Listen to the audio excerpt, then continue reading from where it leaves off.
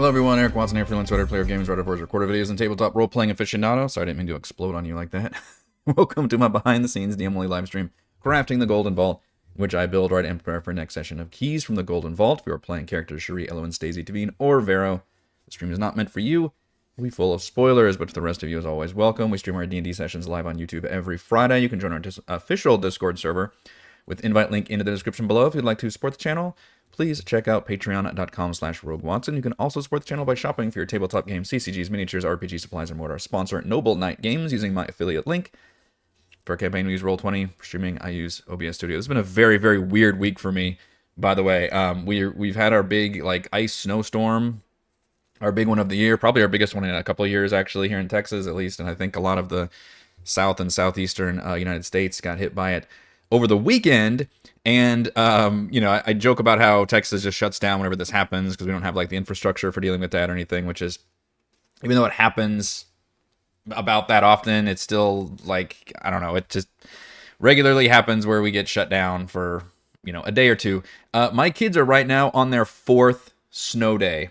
They have been home for 4 days this week, including last weekend when we actually got hit by the snowstorm, which basically it hasn't snowed since Sunday. It snowed all Saturday and then into Sunday morning and a little bit Sunday evening.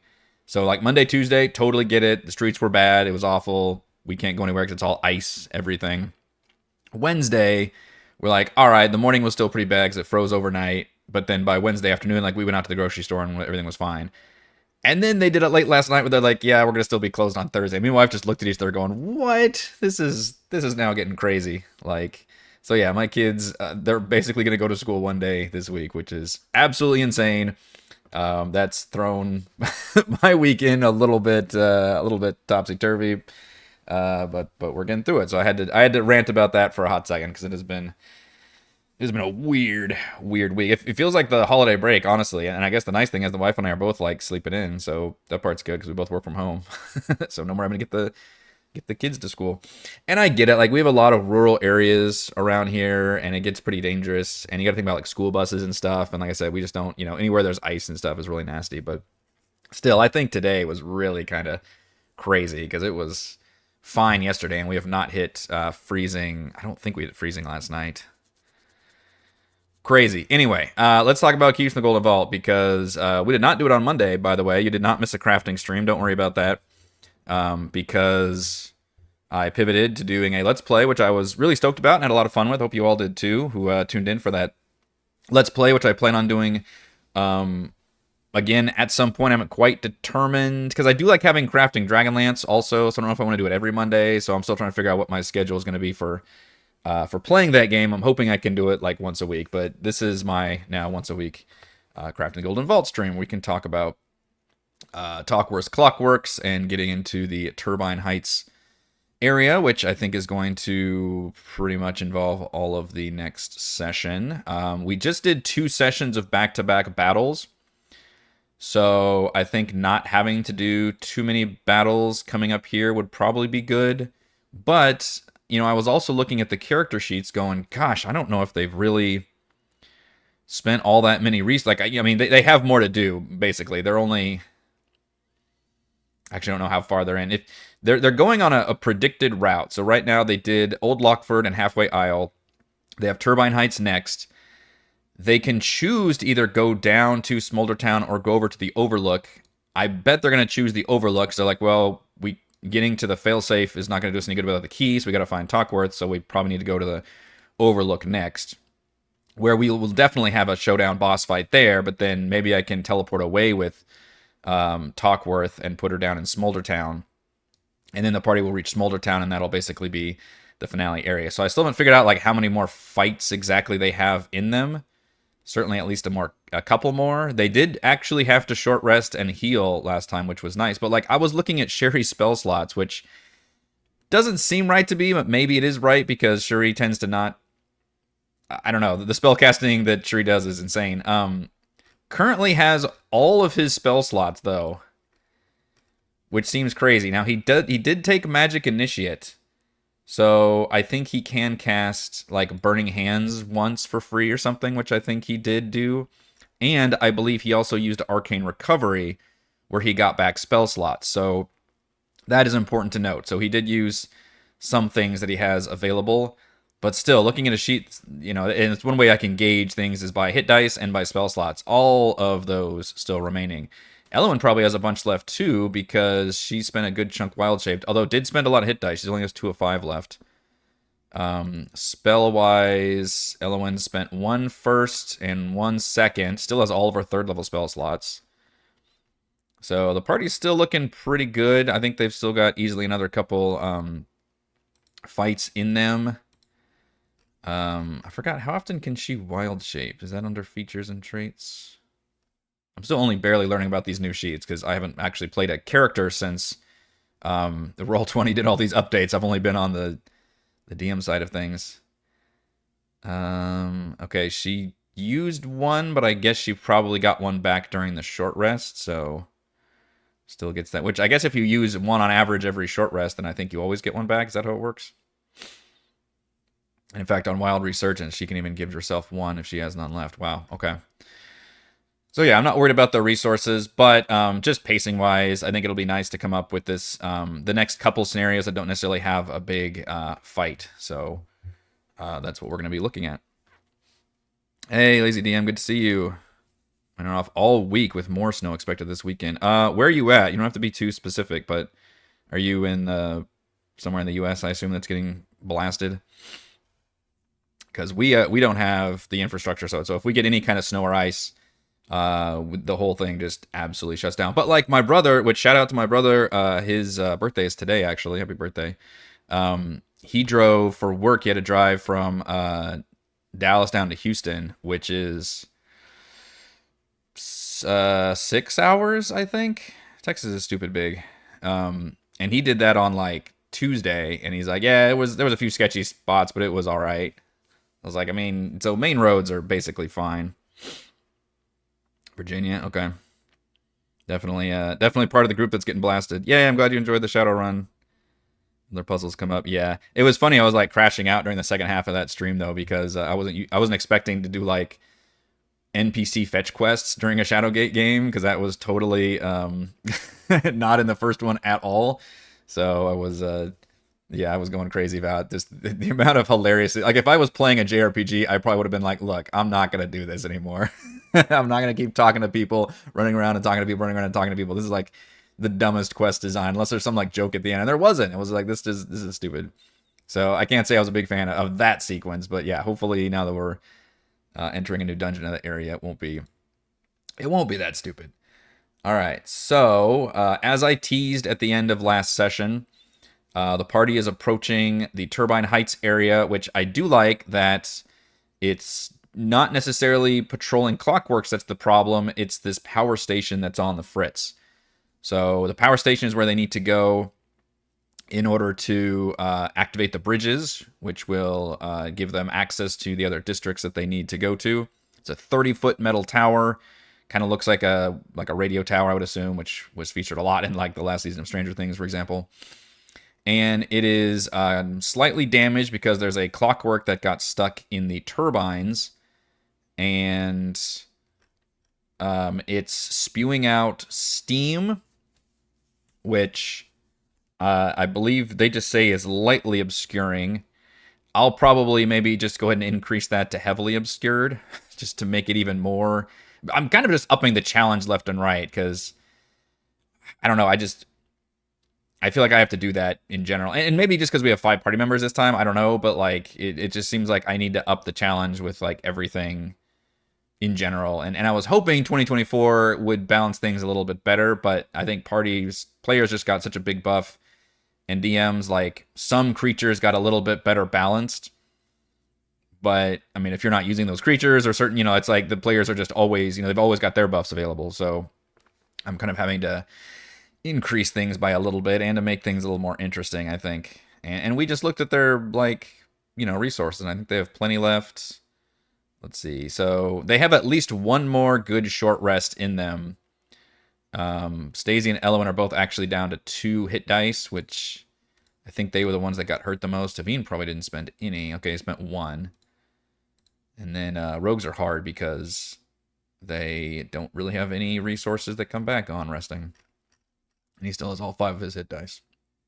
So they still have at least one fight they can come out with and be pretty damaged at, and then short rest and heal up a little bit, which could be that big fight at the Overlook. And then by the time we get to the actual final boss fight, they could be hurting pretty bad. And if there's anything that's going to have a lot of patrols, it's going to be the Overlook and Smolder Town instead of Turbine Heights. In fact, I think I'm going to showcase that Turbine Heights has a lot of Clockwork soldiers that are destroyed because of the lightning blasts. And maybe Tockworth has like pulled everybody back, pulled all of our troops down from that area. Flickering street lamps I'm going to do. And then, so the fog doesn't do any damage, but what does do damage is the power station is spewing lightning bolts, which is something I was inspired by because it says it kind of bolt of electricity arcs from middle tower in the middle of the district to similar towers in other districts. I'm just going to have it be like on the fritz and just zapping into the ground, which is going to be the call lightning spell. And the party was already coming up with some interesting things at the end of last session, and I'm hoping that they can continue with that at the start of this session, where it's like, all right, well, let's just give Stacey a giant pole and let her run around, and she can absorb it while the rest of us go in there. Like, that's a totally cool way of doing it. Like, I'm really willing to work with them. Like, mechanically, I was thinking, like, oh, we could all, like, drop into initiative, or not even necessarily initiative. I think folks were talking about how you can, like, kind of do, like, a soft turn order thing, which is almost how Daggerheart works. I've been actually reviewing the shit out of Daggerheart myself. I finally got my hands on the book. I actually created a whole text channel in the Discord server for Daggerheart, and I've been really pouring into it because I really do like a lot of the systems that are in place there. And Daggerheart works without any initiative, by the way. It's just like kind of loosey-goosey, and it's very interesting going from D&D, which is very much about the turn order and initiative, and then looking at that and going like, oh, this is more about just like the spotlight and who's doing the things, and then the GM can, use resources that the player generates and to interrupt the action and stuff. And that's all very, very fascinating. I'm intrigued by that. But for using that in D&D, it would be the case of just not necessarily dropping into strict turn-based initiative, but still trying to be like, all right, what do you do? What do you do? What do you do? Kind of a thing. And sometimes a player might not want to engage, and they're just like, I'll just follow this person, whatever. And that can be kind of fine too. And again, in Daggerheart, they have a way where if you want to do like a group thing, the leader does the skill check, and then everybody else can do their own skill check to assist them. And if they succeed, then the leader gets a +1 on their main skill check. That's actually the thing that's going to succeed or not. Or if the helpers fail, then that actually works as a -1 to there. So it's a cool way of saying like, all right, one person's doing the thing, but the others are either helping or hindering doing that thing. I can make a whole video about things that can be taken from Daggerheart and actually used in D&D or other RPGs, because I just think they're just good ideas that way. And that's an example of one of them, I think. But we'll see what the players end up doing here. I probably won't put them in strict initiative order necessarily. But I do want to try to make it like a skill challenge type thing, where it's like, hey, like Baldur's Gate 3, where you're walking into an area and danger is happening, but there's no enemies, but you have to make it through this area. And then what that means is there's a call lightning spell activating every round or so, which I'll have to play that, again, pretty loose as a DM. The call lightning I'm using is I was gonna have it be random, but if they want a character to specifically be trying to draw the lightning, then I would probably allow that. I don't know if that would actually be a skill check or not. That'd be kind of funny. Maybe make a performance check to draw the lightning bolts to you. But I do like that they're all like, well, physics, why? Like, and Sherry's like, I'm gonna be on the ground and like crawling on the ground. It's like, all right, so you're acting like it's a lightning storm, which I think is pretty effective, and I like that. And I think Chris at the end was like, all right, we need to not be together, which is correct because call lightning, blasts in a 5-foot radius. So they're all playing it like it's a realistic lightning storm, which I appreciate because that's basically the exact mechanics that I'm going to end up using, which I'm looking at a DC 15 deck save. If they're trying to avoid it, but if they're not trying to avoid it, like if you're like literally trying to have the lightning come to you, then would you agree that maybe a deck save isn't actually appropriate there? I need to blow my nose, but I left my Kleenex. Hang on one second. Would it be appropriate if you're specifically trying to draw the lightning away from your party? Should I have the person drawing the lightning away even make a deck save? Or are you kind of accepting those consequences and I just deal damage because it's coming at you? In other words, you successfully drew the lightning away, but also it is hitting you.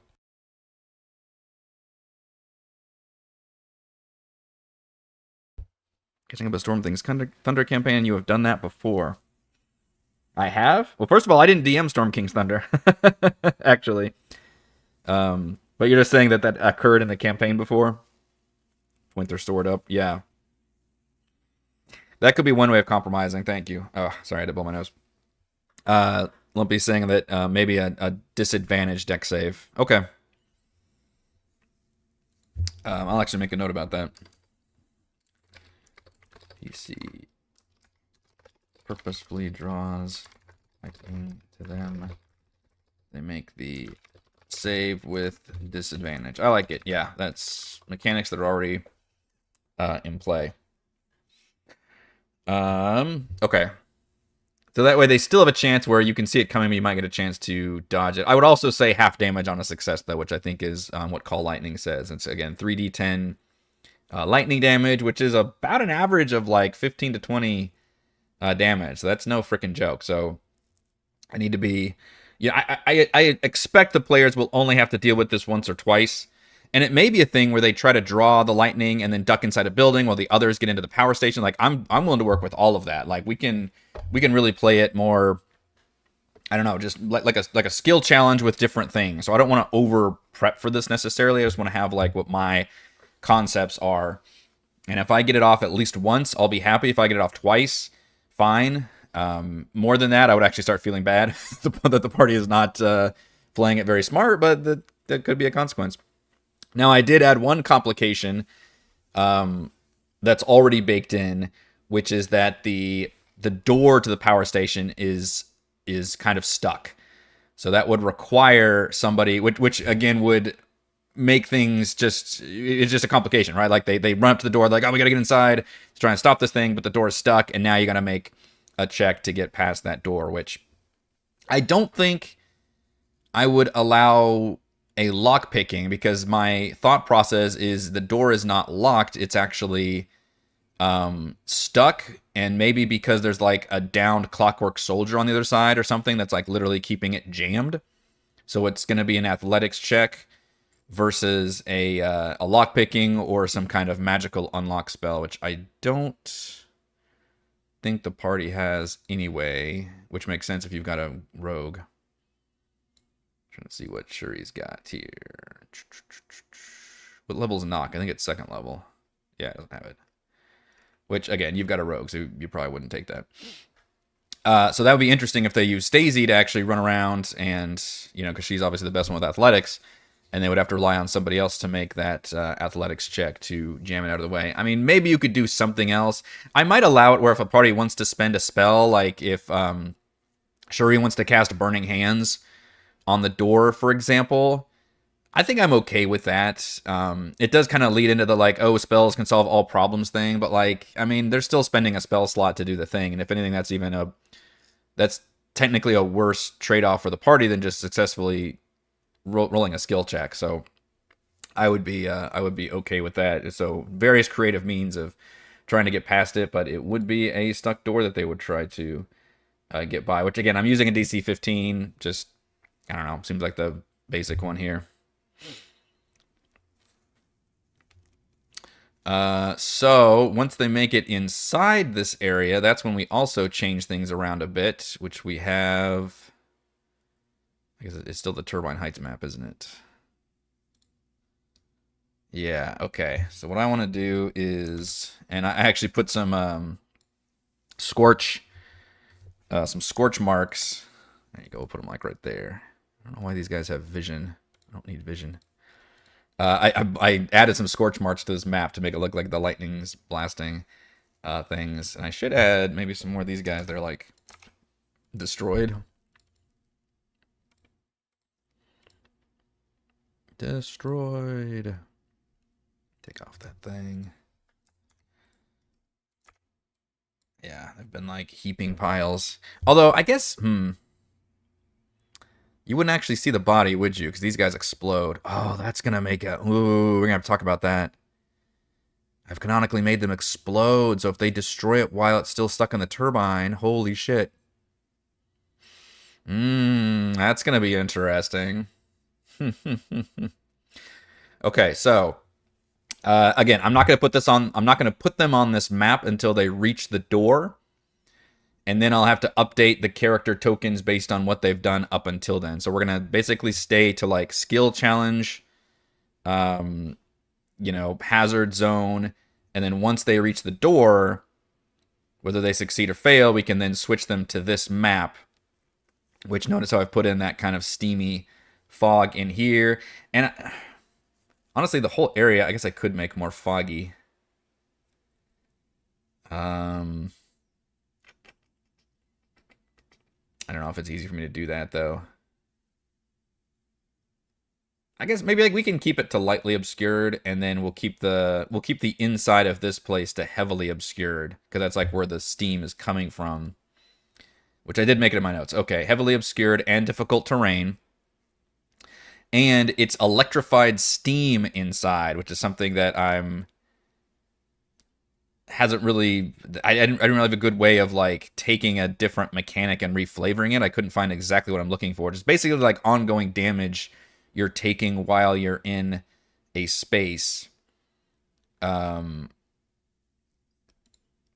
all of those things usually let you make a save. What's a good example of like Black Tentacles? Edward's Black Tentacles, is that one that has damage every time? Which is the one that Reese cast in our last campaign all the time? Is it this one? No, this is, what's the one, the Inky Black Void?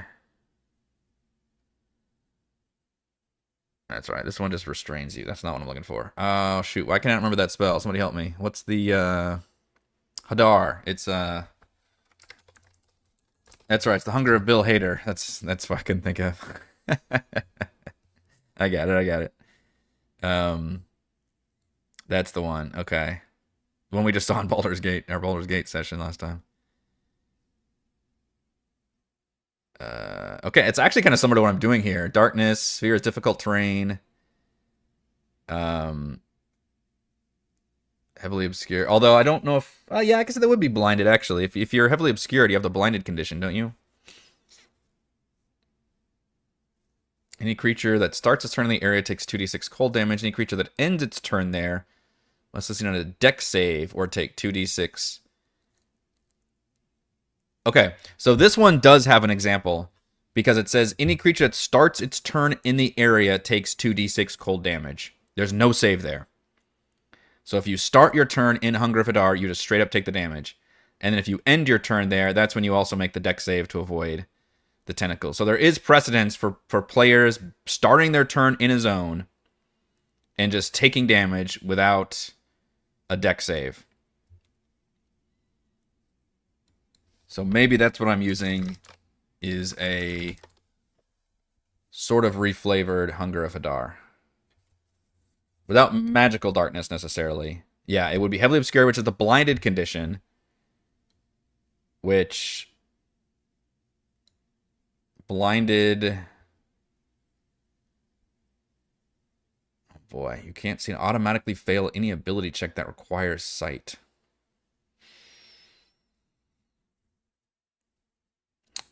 Okay, attack rolls against you have advantage, and your attack rolls have disadvantage. Interesting. Okay, I don't know how much would require sight technically in here. And again, it's also a very small room where I don't know how much that'll actually come into play with the turbine right here. It would be... I don't want to redo this map, but it would be more exciting if this was a much bigger room that the party had to like feel around and deal with these effects. But that's not what the map shows.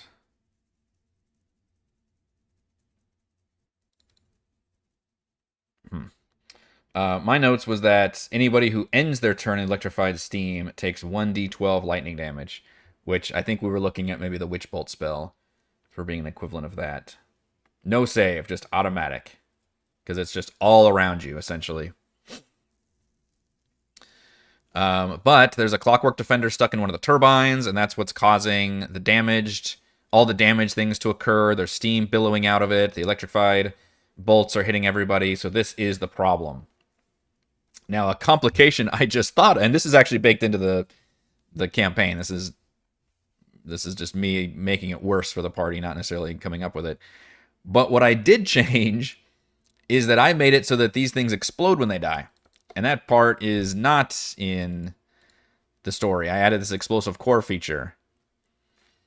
So that's interesting, because obviously if it explodes while it's stuck in the turbines, that's going to be real fucking bad. And I can't make it like a game over.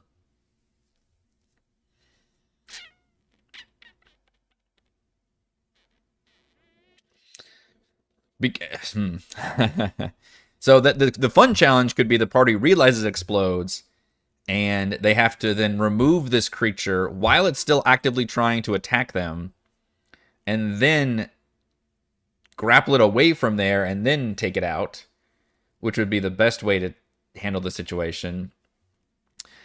You could just attack it and it would explode, which I imagine would really fuck everything up in here, because it explodes in like a 5-foot radius and it doesn't actually do that much damage. It's like a little bit of fire damage, I guess, when it explodes.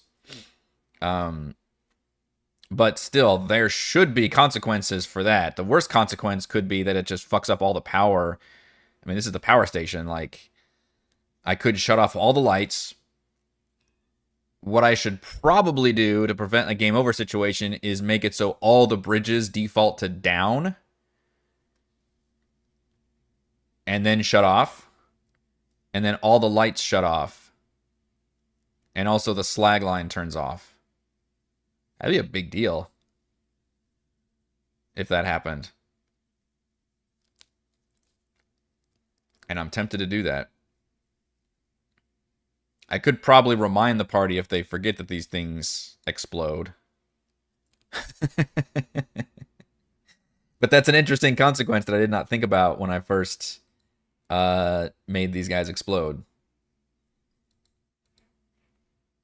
24 points remaining is restrained. It does attack anybody nearby. It's restrained, so it would have disadvantage. It would not be affected by the thing because it has blind sight. Players would have disadvantage because they're blinded in terms of pure attack, so it might actually cancel any advantages out. I don't know if being blinded would make it harder for you to grapple somebody if they're right next to you.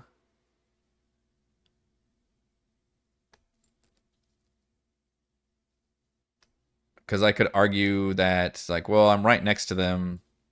I can kind of feel them out. Give them a hug first and then go in for the grapple. I guess I could see the argument both ways. But I don't know if being blinded would give you disadvantage on that. You've warned the players if you plan that, but it's a great idea. Lazy DM likes it. And if power goes out, aggro the whole area. It would stop the lightning bolts and the steam and everything. That would turn off. Also, I should probably make the explosion even worse. Like, maybe turbines, like, fly around. Like, this is a really nasty effect. Yeah, having the power station go down would definitely cause at least a patrol to, like, spawn at the edge and hit them at some point. Man.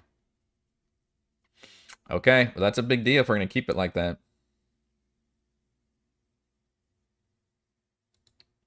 I wrote down that moving the body, which I actually think is part of... Let's see, where's the power station? Yeah, DC 17 athletics or sleight of hand check. Removing a Clockwork defender's mangled leg from the turbine's machinery causes the power station to stop spewing steam.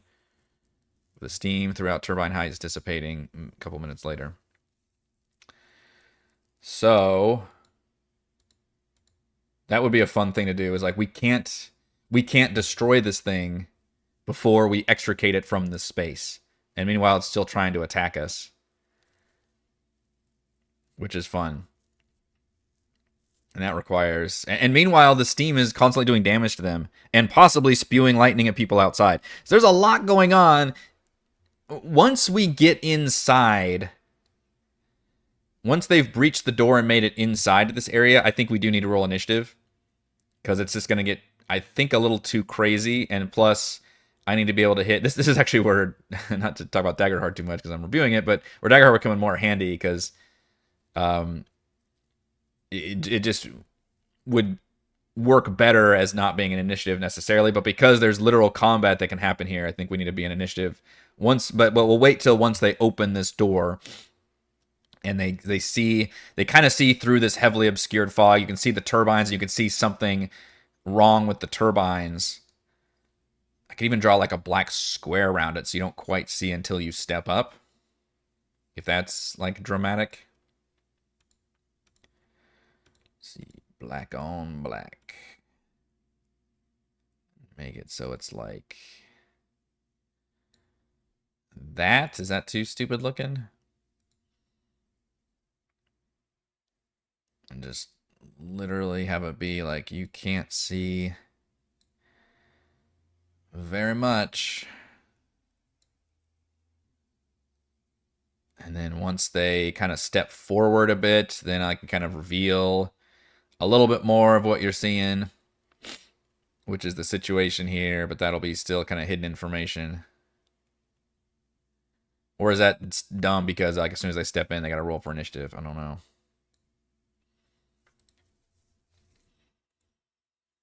Moving the body. Okay, so the party destroys the defender before removing it. Or not moving it far enough because it has a 5-foot radius of its destruction. Explosive core. Now I did... The core when it explodes doesn't do that much damage. See, now I'm already backpedaling on what I'm thinking. Clearly, the turbines cannot make a dex save. They automatically take the damage. It's only 2d6 fire damage. So you could argue that maybe the party can still do something to stop it, or... It feels thematically this thing exploding in the turbines would be just fucking bad, though. There's a way to disable the construct instead of just killing it. Oh, yeah, that's interesting.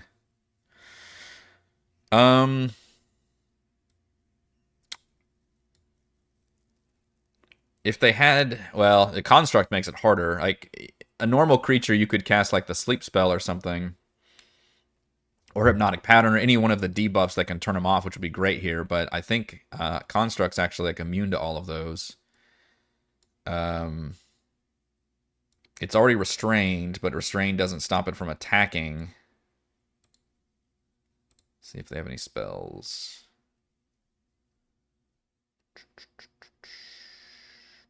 Color spray, I think, just blinds them, which doesn't matter because they have blind sight. Would suggestion work? It feels very weird. They're probably immune to charm, I would assume. Let's check. Yeah, they're immune to charm, so suggestion doesn't work.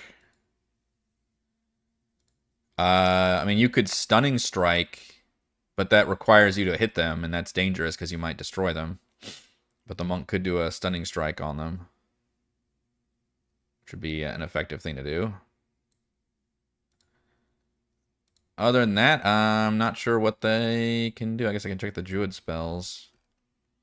But I'm picturing that as just part of the challenge here. Is they have to just grapple this thing and physically move it.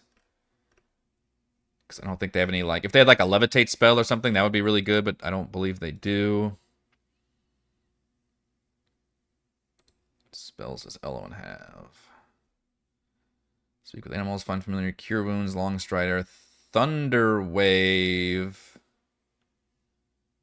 would damage the turbines.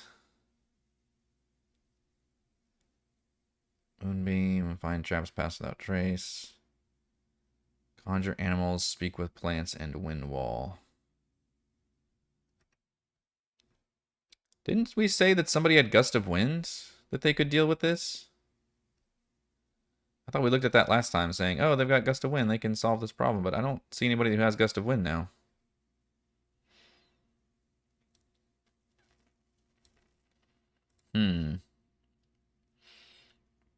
Yeah, so the solution I'm thinking of is they just have to be able to grapple this thing and then move it, which the thing is restrained. So on the one hand, the players would be blinded, but I'm not sure that actually affects you trying to grapple somebody. I could see a DM rolling either way on that one. Especially you're grappling somebody who's restrained. It's one thing if they're like, oh, we're moving around like normal. But if the thing is literally restrained, like even if you can't see very well, I don't know how much that would affect. Okay, restrained actually doesn't... It's easy a disadvantage on dex... Oh, dex saving throws, which that might actually affect. Because restrained is a... Grappling is a save. Unarmed, strike, grapple... Well, that's funny. They can choose to make a strength or dex save. That feels like cheating.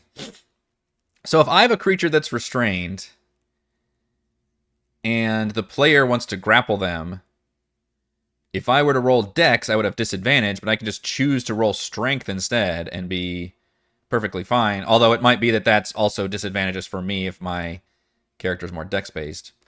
But I can just roll a strength save instead of dexterity. And their strength is even better.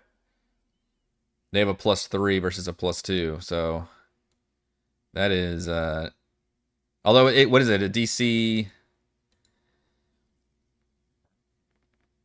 Although wait a minute, what am I looking at? That's right. It was moving the body requires a check. So that's interesting. They actually didn't So the rules in the book say that this is a skill check to move the body. But me as the DM, I'm thinking you need to physically grapple this creature and then follow the grapple mechanics.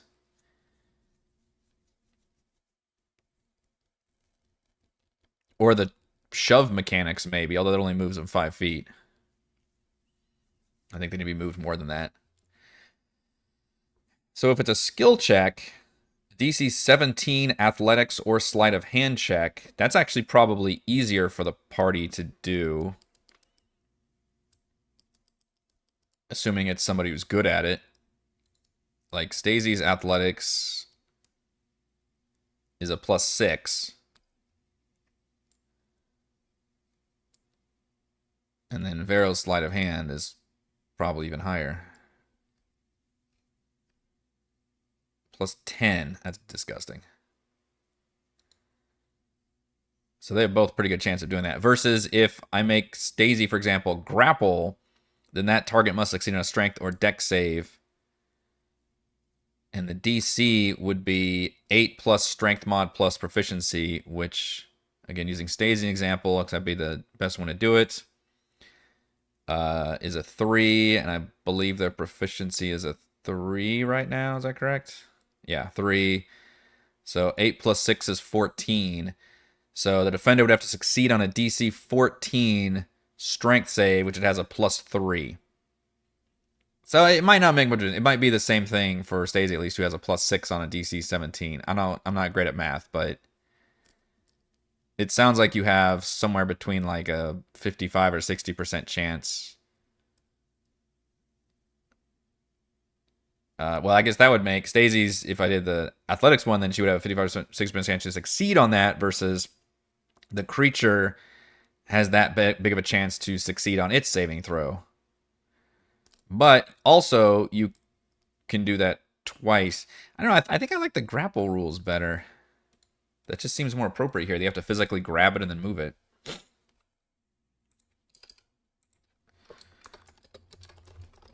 Grapple the creature has +3 save. But yeah, it does feel like if you're restrained, that should give you disadvantage. But it's weird that mechanically, technically, only on dex saves do you have the disadvantage. Yeah. So I may actually pull a DM fix right there and just say that it's got disadvantage because it's grappled. I could see going with that. But like I said, the party also has 2 chances to do it. So you have two grapples available, assuming you have extra attack. I guess Vero, Stacey, and Tavine would both have 2 chances because they got extra attacks.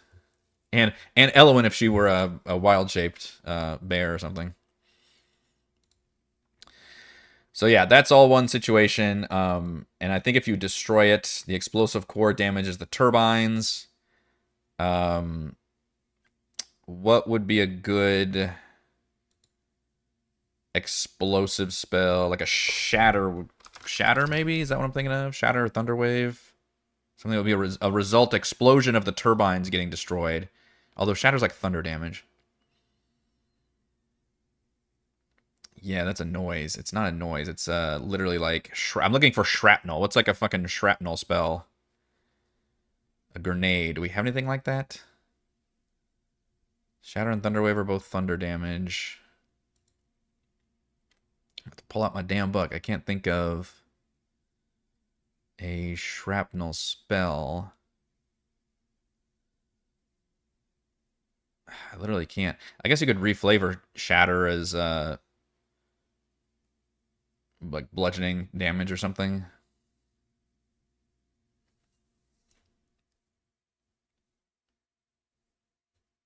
Well, there's a con save. I'd make it a deck save because you're like avoiding things coming at you.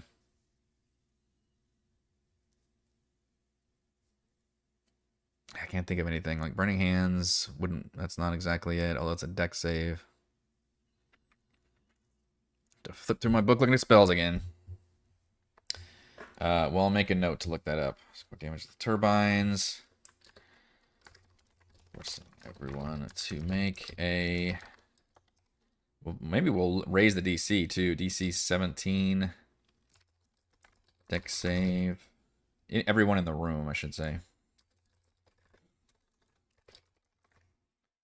Conversation, make a DC 17 deck save. Or take, like, what, 4d8 bludgeoning damage from exploding turbines.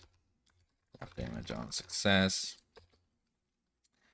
All lights in all districts go out. And all bridges are lowered. Probably as a safety measure. And then the electrified steam and fog and stuff stops.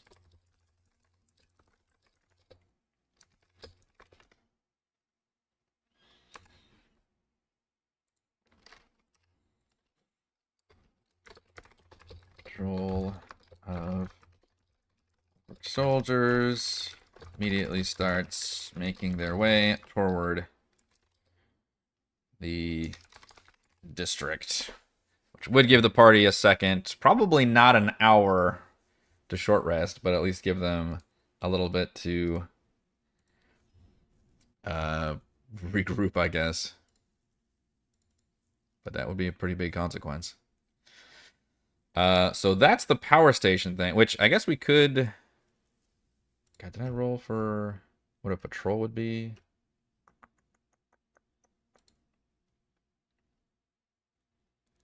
Yeah, it'd be like the equivalent of the Observer Shrieking, which is 1d4 Enforcers and 1d4 plus 1 Defenders. So let's do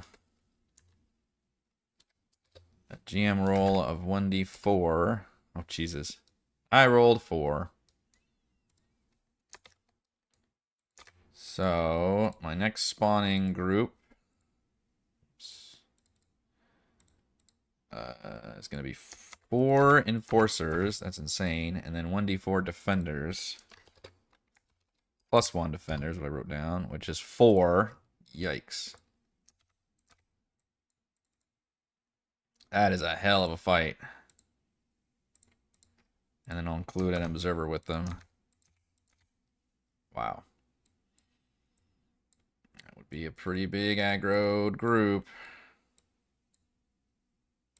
Actually, these things should go front.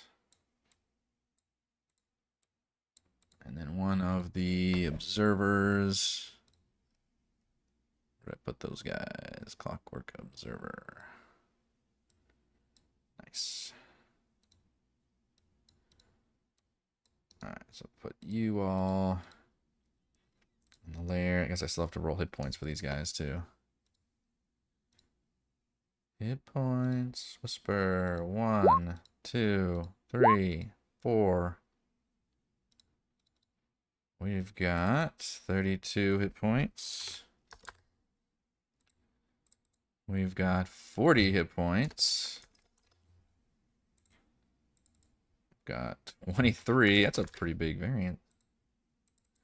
And we've got 31. Okay. 2 average, 1 big, and 1 not so big.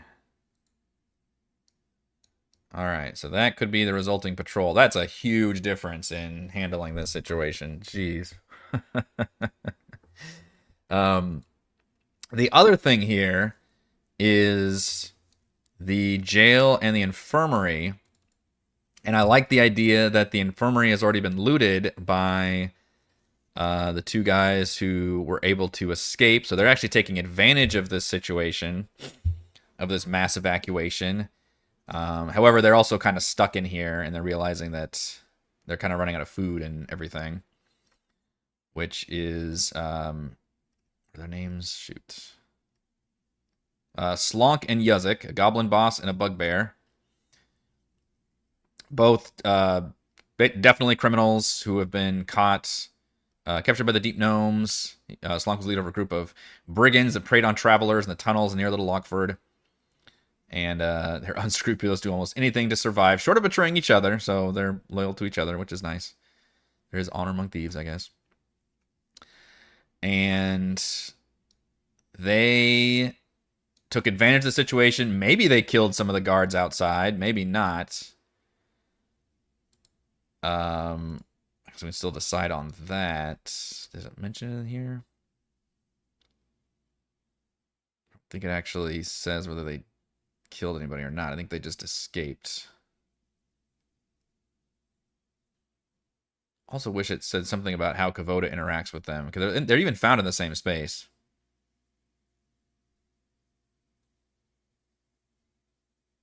Yeah, I wish they'd gotten a little further into that, because I like having these NPCs. There's not a lot of information about them.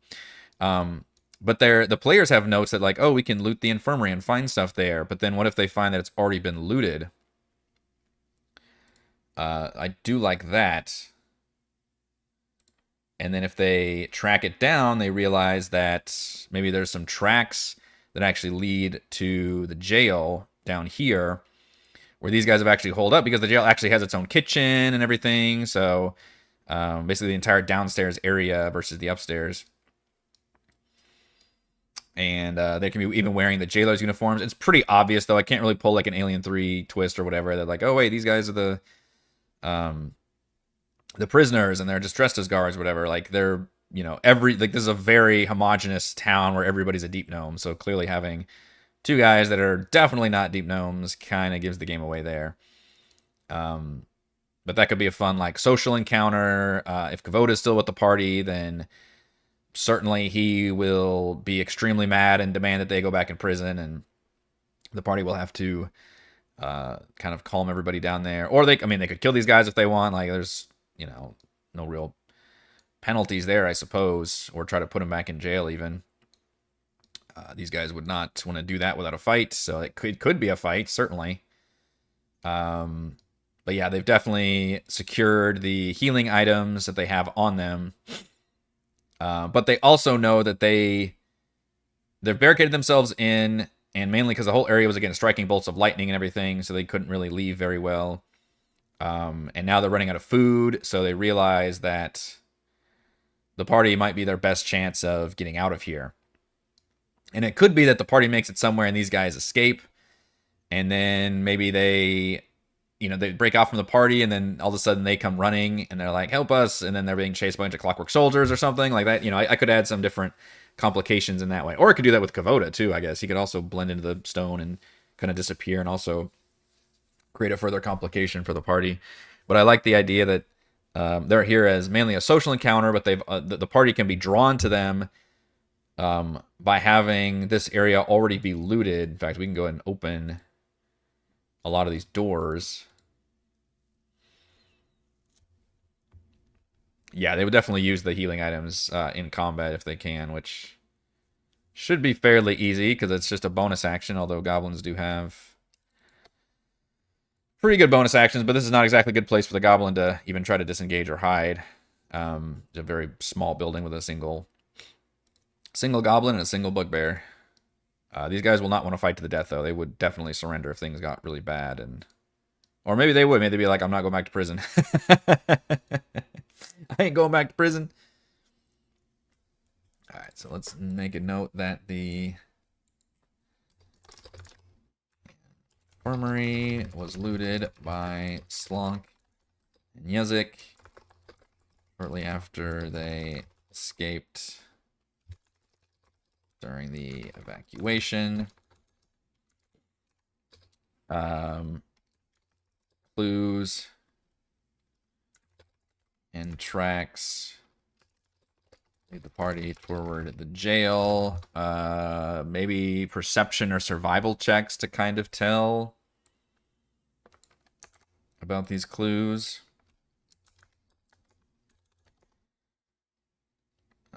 Maybe a DC 10. Looters came and went from the jail to the east. And if you were like a 15 or higher, because I don't think that should be too hard, maybe they leave behind a certain coarse hair or something that like tells me what kind of creature they are. Reveals at least 2 of them humanoid. That might be enough of them. So there's no actual loot in the infirmary. There's just some clues that it's been looted, and that leads to the jail. And then the jail, I'm actually going to have... Okay, this one actually said the dead gnomes lying in the street. Our prison guards were killed by the automatons. The guards managed to destroy one of the Clockwork defenders that attacked them, but the prisoners they were escorting slipped away. Characters, the corpses find a small ring of keys. The keys unlock all cells in the jail, although nothing in the jail cells. Yeah, spiral staircase connects to the upper level, which contains prison cells. There's nothing in there. This is where I feel like there would be like minor loot normally, but it's not a video game, damn it. Which could be true. It could be that these guys were killed by the Clockworks more than the prisoner, and the prisoners didn't really have the means to kill them anyway, but they did grab like armor and weapons and stuff and fled inside, and they were able to barricade this place.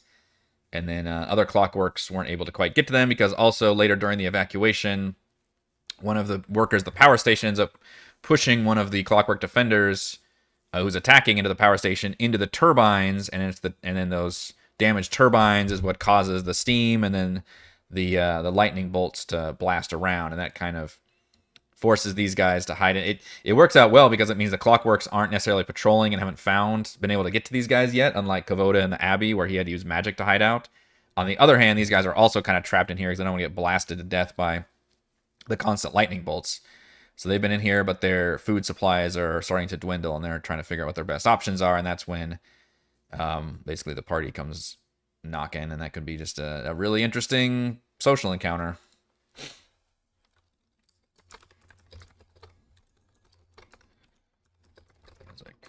Hold up here, wearing prison guard uniforms and their weapons. And they have the healing potions from the infirmary. If the party does successfully take out the Clockwork defender... Oh, I forgot I have a whole... Oh, did I put that handout in here yet?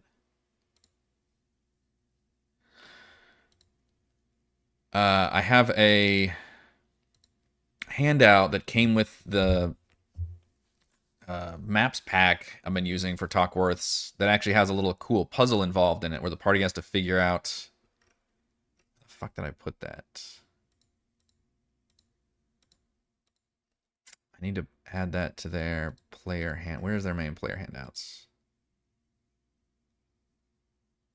Okay, I think it's this one. So I actually need to add that in here. But it's a cool little puzzle, although now that I think about it, if Kavoda's with them, Kavoda will be able to just translate and solve it. So I kind of fucked up there because it kind of negates this puzzle. Let's see, handouts. There it is, Lockford security panel. So let's add this, choose a file. This one. It just means they have to decipher like which knobs to push and how to turn certain settings. So each one corresponds to like a connection from one district to another. One of them is like the slag line off or on. One of them is lights off or on in different districts. And it's all written in kind of these runes. Don't add it yet. The bad thing about this handout and the way we do it digitally on Roll20 is I can't actually, like in real time, unless I make this a map that the party can physically interact with, I can't actually mark like which ones they change to try to denote like how it's switching around. So this could get confusing really quick, unfortunately, if I do it this way. Otherwise, and this isn't part of the story. It just says that there are controls that the party can just change without having to decipher anything. But I think it's a good opportunity for a light puzzle here. It is kind of just trial and error, though. I don't believe there's any consequences for flipping the wrong switches. It's just like some of them retract some bridges versus others. Some turn the lights off and on. Like, it wouldn't necessarily do anything. Now, it could, if they end up doing this too much, that would maybe aggro a patrol to come at them. Would be one consequence, I guess. Yeah, there's one switch for each of the districts, which are the street lamps. There's one for the slag line. There is a switch which... Oh, that's interesting. So if one thing you could do, actually, if the party doesn't want to fuck around with the creatures, like go up and... That's something I haven't thought of, actually. If a party member says, well, I want to go up to the controls and try to turn these turbines off, you could do that, but then you have to deal with this little puzzle and figure it out. But I believe there is a switch that just turns off the power to the station, which I think is the lower left one. Turning the switch to the left shuts down the turbines in the power station, causing street lamps to turn off throughout the town, shutting down the slag line and preventing the town's bridges from being raised or lowered. Yeah, so if you did that, that would actually turn the turbines off, and that could, in theory, release the defender. So that's actually another way you could solve it. So I would allow that as well. I think it's up on... Seems to be where it is actually. The middle console overlooking the turbines is inscribed to the map of the town. Next to the map are several switches. Okay, so I'm picturing it's like... Yeah, it's right there. So it's up these stairs, and there's like a platform, whatever, that kind of overlooks the area. So you wouldn't be able to necessarily see that either, because it'd be in the dense fog.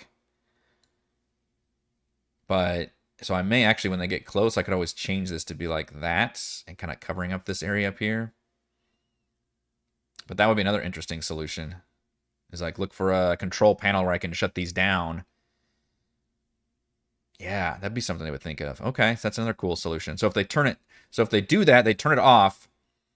So if they turn it off, that would also shut down all of the electrified stuff happening. It would shut down all the lights. And it would, in theory, free the Clockwork Defender, who would probably be slightly mangled, so would have like half speed, but no longer restrained. But that would be a great way of solving this whole problem. So yeah, there you go. We came up with another one. I like it. I think this would be a cool scenario in here. And I think that plus the social encounter with Slonk and Yuzik are honestly probably going to take up the session pretty easily. So I think that'll be Turbine Heights. And then depending on how well the party does or doesn't do, that'll be this next big combat encounter, which that's actually a big one, but that's the one I rolled, of another patrol. And this patrol will either be aggroed sooner or later, but clearly manipulating the power station is going to cause a patrol to come through. What I may do is, especially because it's a particularly large patrol that I ordered, is allow them to be making a lot of noise and have the party actually be able to tell this patrol is coming, and then the party can choose to either try to avoid it or even get off their own ambush. So that would at least kind of balance things out a little bit, knowing that when they get to the security center, I'm also going to be changing that one up because I hate how there's like no security around the security center. That makes no fucking sense to me. But we'll talk about that next time because we'll have, I believe, another week to discuss it, and that is going to do it for this episode of Crafting the Golden Vault. As always, if you enjoy the content, please check out patreon.com/Rogue Watson for your support. Shoutouts to the patrons, platinum patrons: Joe, Will, Thomas, Brandon, Genocider, Roleplay Roll, Christopher, Big Nut, John, Nathan, Andrew, Stephanie, Jason, Libby Spuds, Wardy, Mel, C, Tom, They're Eating the Dogs, Marcus, Hugo, Jello, Sky, Zim, Dante, How About Nebnix, Chris, and Robert. And gold patrons: RPG, Papercrafts, Pretty Boy, and Yuma, Deliza Lounge, Jerome, Nathan, Scott, Rufus, Dragline, and Mark. Thank you all very much for your support, and I will see you for D&D tomorrow. Hopefully my kids have school tomorrow. Good lord. One day this week.